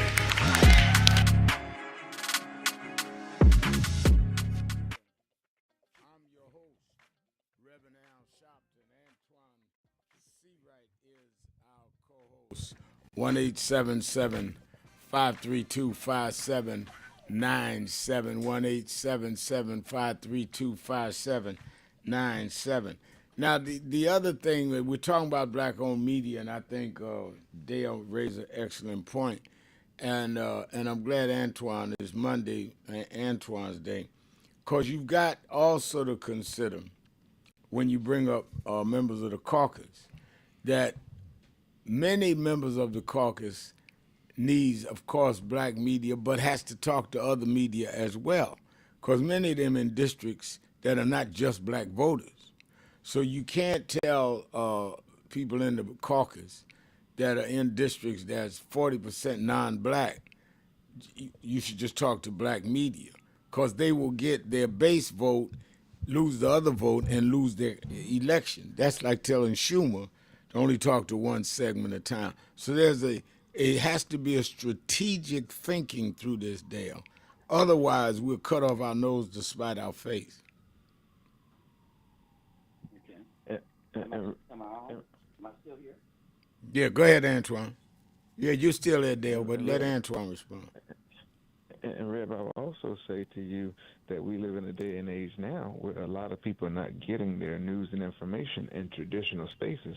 So not only do we have to show up at traditional African American outlets and traditional minority outlets, both owned, operated, and affiliated. When I say affiliated, meaning we have to make certain we talk to the African American reporters at some of these networks that are not owned by African Americans. But we also got to deal with the new media age, digital outlets, right, and influencers, and how that plays into how we communicate and how we over communicate. Because the one thing we hear constantly, and Red, I know you've heard this too, is well, Democrats have no message, black people have no message, we don't know where you're fighting.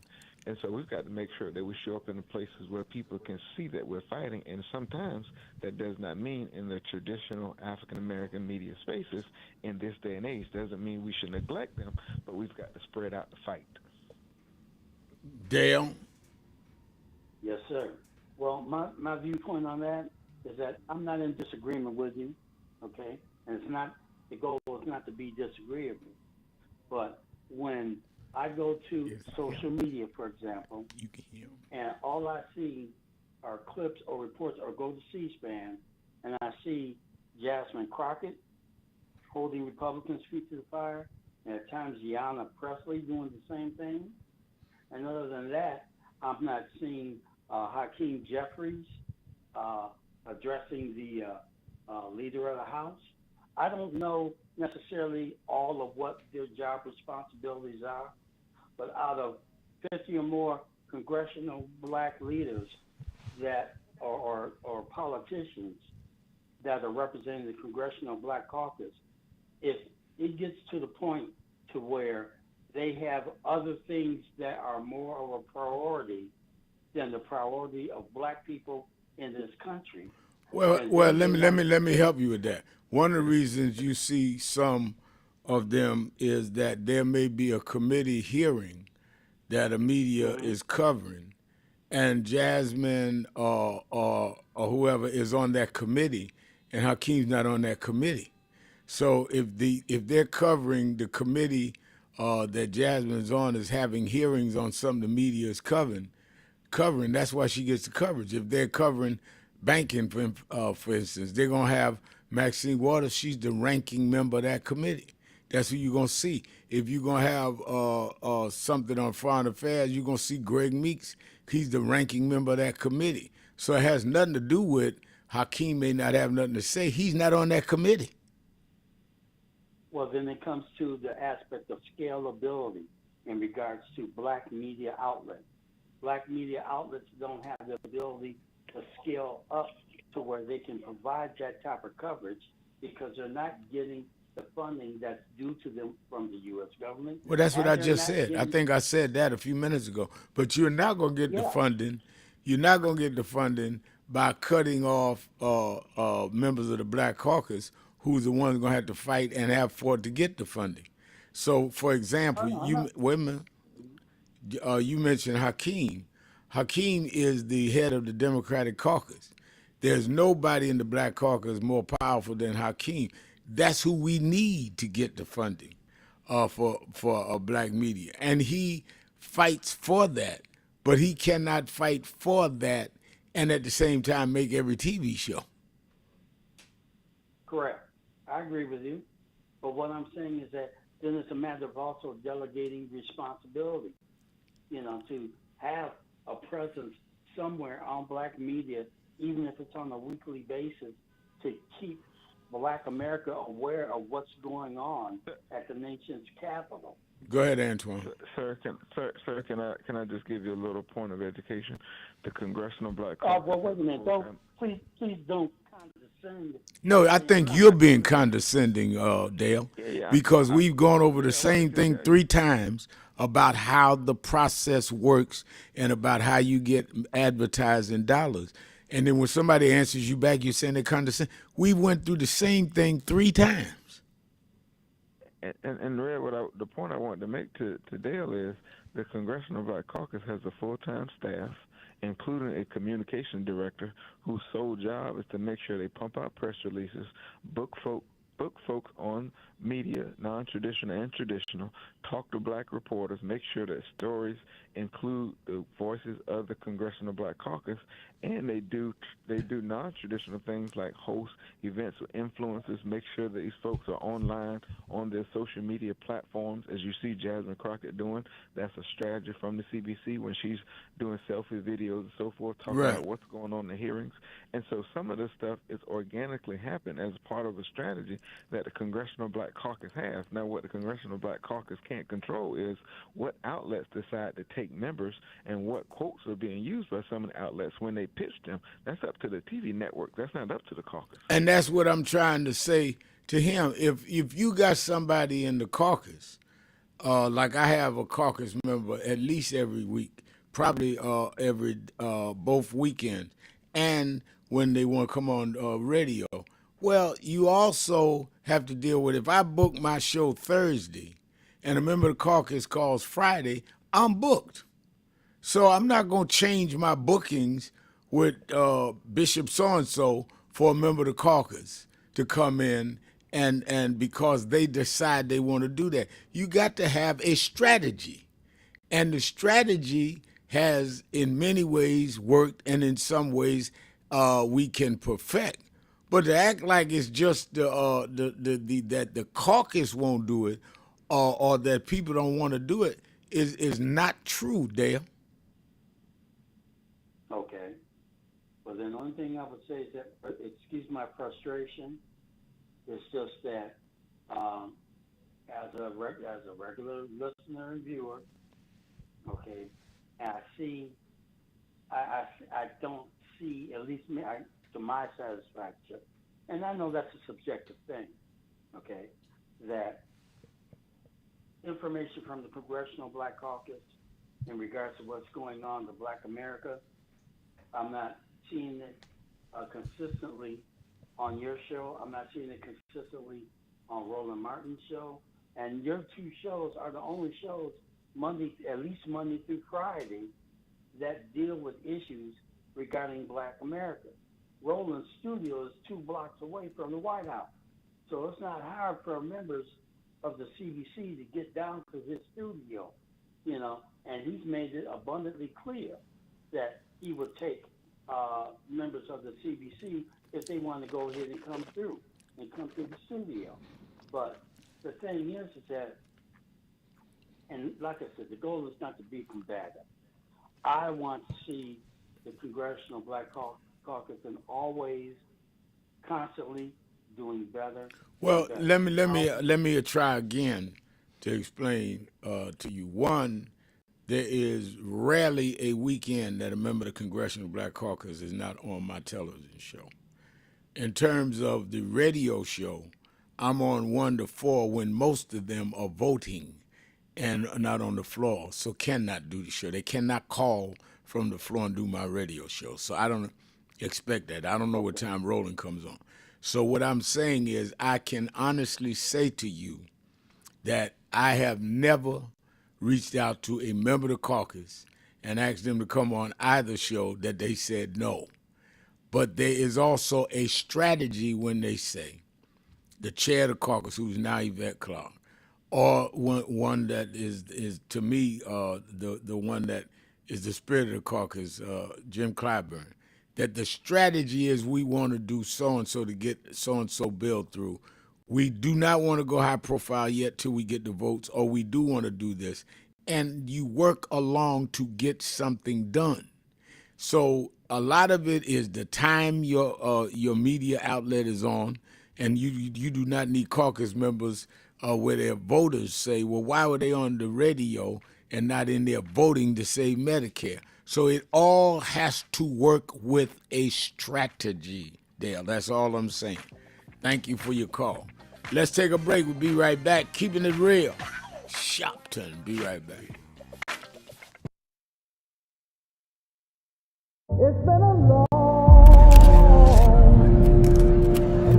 time coming, but I'm 1968. Dr. Martin King was killed in Memphis, Tennessee. And it has been the commitment of National Action Network to always, in the month he was killed, to let them know they killed the dreamer. I have a dream today. When they came from the dream.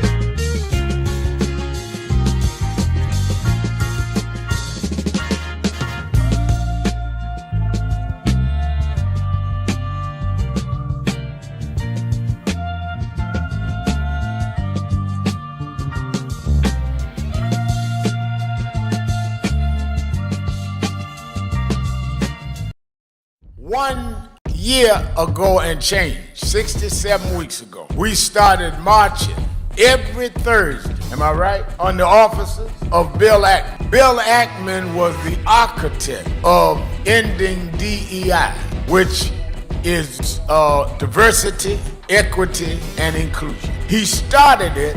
I want to give a little history because a lot of people get Negro-itis and get confusion. I don't even mind your ego. Everybody need one, but you don't have to become contrary and duplicitous. We got to have integrity even among those with ego. So we started when they first came out against DEI. Now Ackman and them started it going to Harvard University, forcing out the first black woman and first black president of Harvard. We went to his office and been going 67 weeks. I went first 10 or 12 weeks. And this brother, stand up, Reverend Ron McHenry, coordinator House of Justice. This brother has been there every week. Many of you here in the audience have marched every week.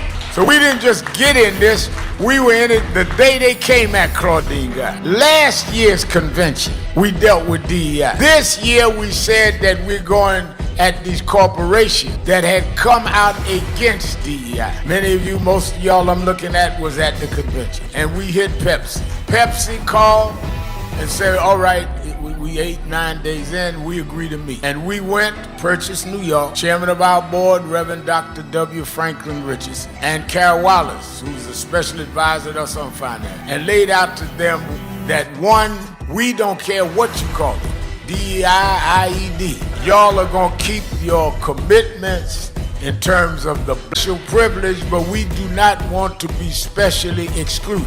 This is not about we don't want merit. We feel if our people are at the table, we can beat anybody on merit in many cases. So we want from employment to your board, to how you deal with marketing, to who does your financial investment. We want to go across the board with that. Otherwise, if you don't want to deal with the question of diversity in how you do your business, then don't deal with diversity in your consumer base, because you don't believe in diversity. So we just will try to remove all the dollars we can from buying your stuff.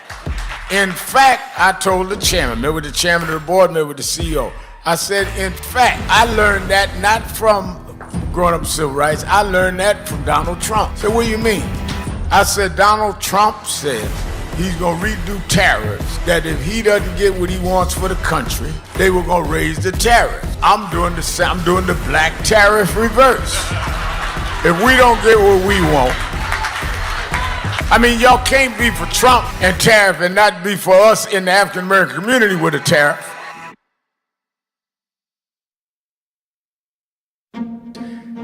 Look at the story. We celebrated Good Friday and Easter just a couple of weeks ago. Well, there's a message in that. I heard a preacher talk about this the other week. The thing that people forget, I want you to keep this in mind, is they crucified Jesus. Those of us that are Christian believe they hung him on a cross, maligned him, mocked him. Wasn't enough to nail him. They mocked him, saying if you be the king of the Jews, step down and deliver yourself. Mocked him. Ridiculed him. He wanted water, they gave him vinegar. Crowned him with a crown of thorns. When they should be giving you your celebratory, they're going to give you some attacks. But the end of the story was they went and laid him in Joseph's tomb. Didn't even have a family tomb. Didn't have insurance like some of us. Laid him in a borrowed tomb. But the third morning, this is the story they tell it. The third morning, when they came to where they laid him, he wasn't there. My message is to you today that don't let them catch you where they laid you. They may kill your name. They may crucify your character. They may tell you you are nothing from nowhere, but when they come to where they laid you, let you be gone on to somewhere else. I've been called everything but a child of God.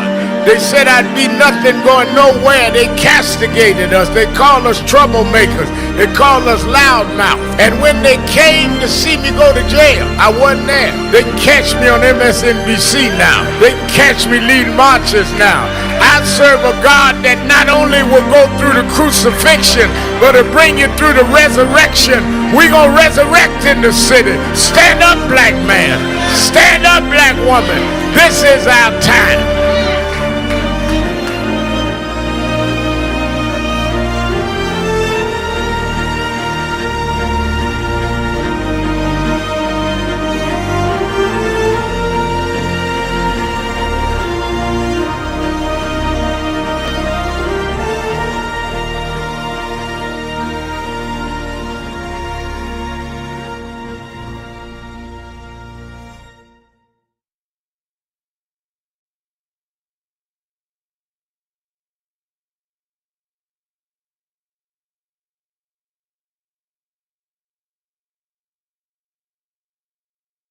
Keeping it real, keeping it real. I'm your host, Reverend Al Sharpton.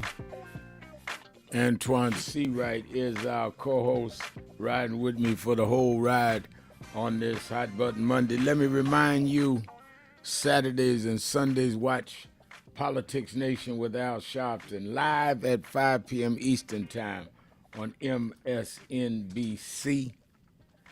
Every Saturday and Sunday, 5 p.m. Eastern Time. You that are in or visiting the New York area, meet me or beat me to the Saturday Action Rally in Harlem at the House of Justice every Saturday morning. I'm there 9 a.m. to 11 a.m., 145th Street and Lenox Avenue.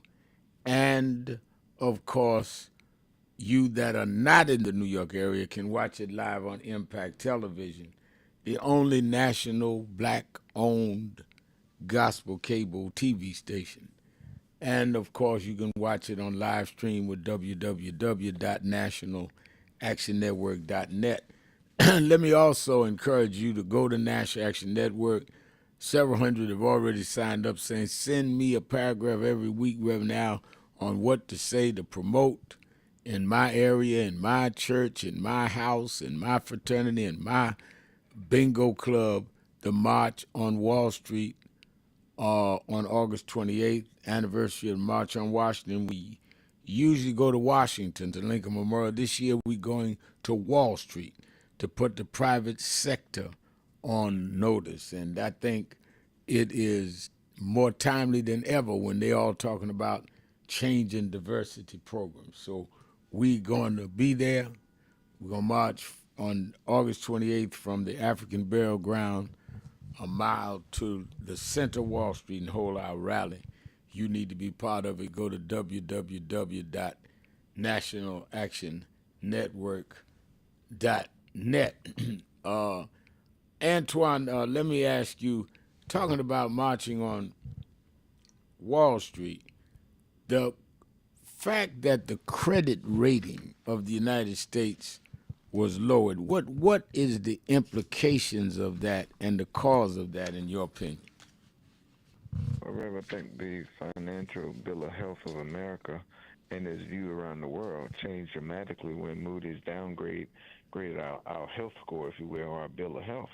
I think the sad part about this, and you know this and I know this, if this would have happened under the Biden-Harris administration or the Harris administration, Republicans would be lining up for impeachment. But instead, the press secretary said it does not matter, and they tried to downplay this. And in the same vein, Walmart saying that the tariffs, it's unnecessary economic drama by way of tariffs is caused by Trump that's causing the price of goods and services going up. And we've seen a lot of other companies in that same posture. So all these things are happening at the same time. The other piece is, and going back to what we were talking about earlier, Rev, if this was a story under the Biden-Harris administration, CNN and the other networks would be running it all day, all night, nonstop. So with the conservative networks, I haven't yet to see a story on TV, if you will, an in-depth story with true commentary around why it matters, other than CNBC, about why this is important for the country. And it goes to show you how the news cycle doesn't have a lot of oxygen supply for a lot of things to be able to breathe. Let's go to Ariana in Memphis. Ariana.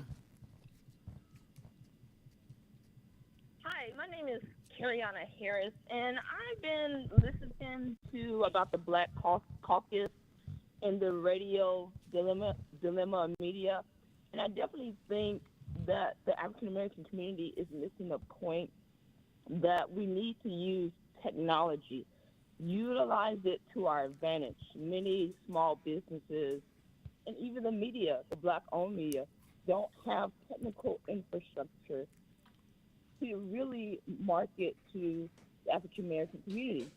Most big communities, big companies use search engine optimization and all other techniques in order to generate revenue.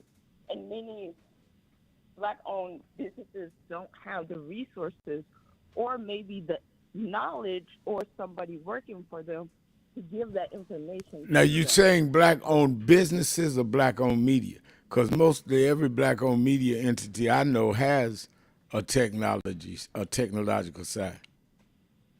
Right, but not when I mean technical, I mean real technical, like real advanced, like data science, computer vision, even artificial intelligence. That's what I'm talking about. Like a website, most companies' media has a website, but I'm talking about real advanced algorithms that can utilize the information, like Google. Google has tons of information about the African American community. Use that information to build algorithms to market to the African American population. That's data science. That's No, I something agree with that, you, but what I'm saying is right. that is why we need those that like. All right, Antoine just said Walmart was talking about how the prices are being affected by the tariffs. If you look at, I met with several months ago Doug McMillan, president of Walmart. If you look at their budget in advertising, their general budget, they spending literally well into the area around $2 billion. Black media gets probably a half of 1% of that. So the other entities have the resources to hire the people to do the things that you're saying, and you're correct, we need to do it. But black media does not get the same advertising resources. That's why groups like mine are on the companies saying, we're not asking you to do us no favor. If we are 10, 12, 20% of your consumers, we want you to spend more of your advertising dollars in the entities we own. Otherwise, then people like us will campaign that we should not be investing our consumer dollar with people that don't respect the avenues we own. But it goes both ways, Arena, because black folks got to start saying, well, we are looking for information in companies or in media outlets that we own. Otherwise, we don't know if we could trust the information. If they think they can reach the black consumer market going around black media, they will. And I think that's the problem. They have a paper in New York, used to be weekly, now it's on web, called New York Amsterdam News, historic paper. And I went and jumped on one of the big retailers and told him, you got to increase your ads in the Amsterdam News. He said, but I got a huge budget on ABC Eyewitness News TV. I reach more of your people with them. So our job was we had to tell our people, y'all need to stop supporting these entities that scandalize you and support your own. So it goes both ways. It's easy for us to say what black media ought to do, and you're right.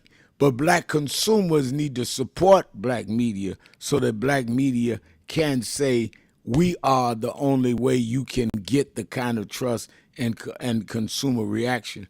Otherwise, they're going to keep going around us to white-owned entities because we consume them and we listen to them, and they feel they don't need black media to get to us.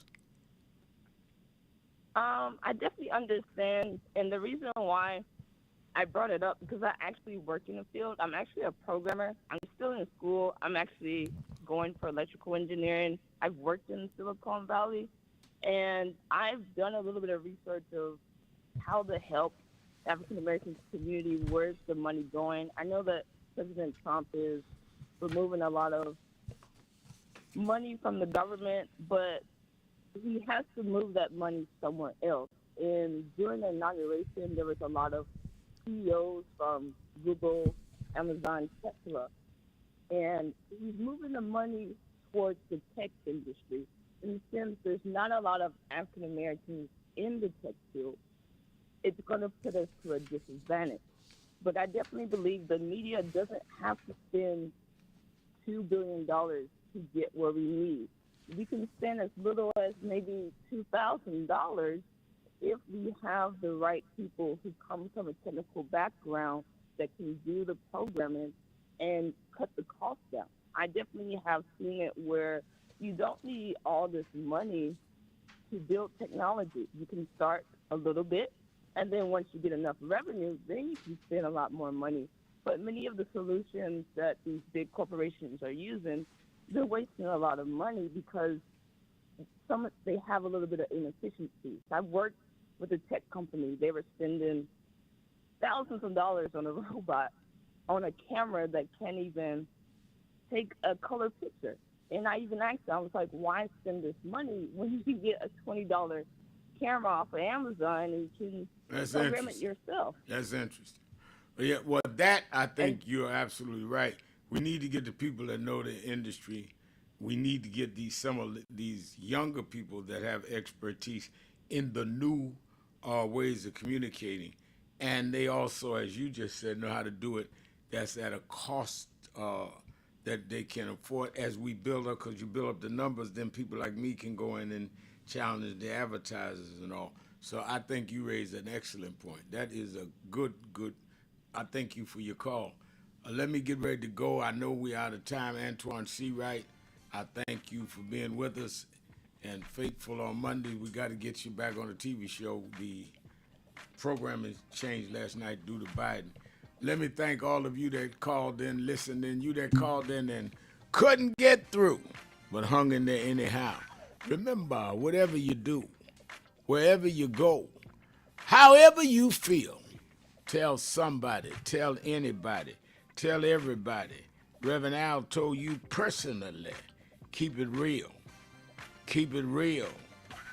Keep it real. Keep it real. I'll talk to you on tomorrow. Keep it real.